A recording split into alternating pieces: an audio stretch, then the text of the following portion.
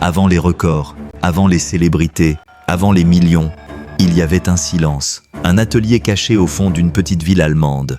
Un homme seul, penché sur une chaussure, obsédé par un détail que personne ne voyait. Ce que le monde ignore encore, c'est que l'empire Adidas n'a pas commencé par une réussite. Il a commencé par une trahison, une déchirure familiale et un pari impossible. Ce documentaire te raconte l'histoire d'une marque née de la rivalité, mais devenue l'un des symboles les plus puissants de la planète. Et crois-moi, plus tu vas avancer, plus cette histoire va te surprendre. Après la rupture avec son frère Rudolf, Adi Dassler n'a plus rien, sauf son obsession, un atelier fragile, quelques morceaux de cuir et un rêve immense, construire la chaussure parfaite.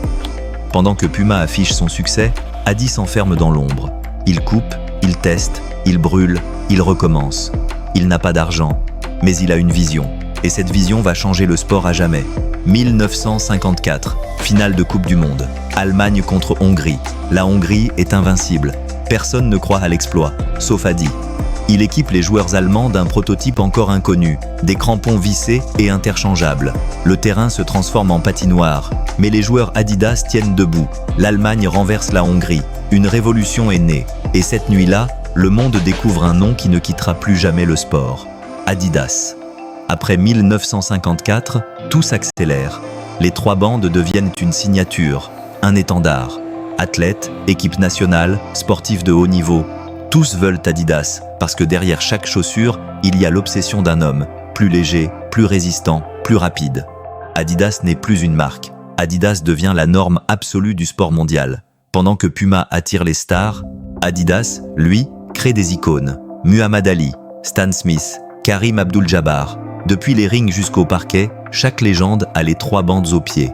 Puis arrive le moment qui change tout. Run DMC monte sur scène, brandit une paire d'Adidas, lacets enlevés. Le public hurle « My Adidas !» En quelques minutes, Adidas devient plus qu'un équipementier. Il devient un symbole culturel, un pont entre le sport, la rue et la musique. Une révolution qui ne s'arrêtera jamais. Mais même les géants trébuchent. Les années 90 secouent Adidas. La concurrence explose, les choix stratégiques échouent. La marque vacille. Elle pourrait disparaître, mais non. Elle revient plus forte, plus créative, plus audacieuse. Boost, Prime Knit, Yeezy, Pharrell, Beyoncé. La Ultra Boost redéfinit la course. Les collaborations redéfinissent la mode. Adidas revient au sommet en redevenant ce qu'elle a toujours été, un laboratoire d'innovation.